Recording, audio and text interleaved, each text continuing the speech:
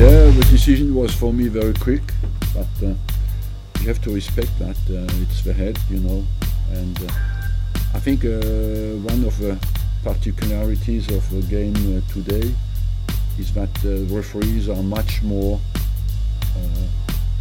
severe with tackles on the ground and let much more go with elbows in the face.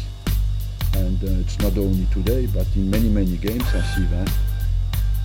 It's important to celebrate this win, but then from tomorrow it's important to think next game against Burnley, a really tough game.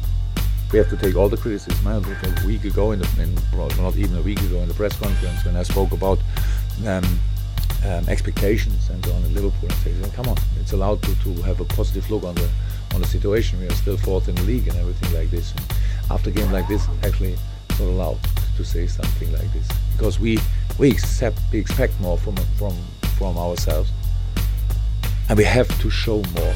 My Manchester United, I don't want to change the profile of our play. This is the way we want to play. This is the way the fans want us to play. This is the way the club wants us to play.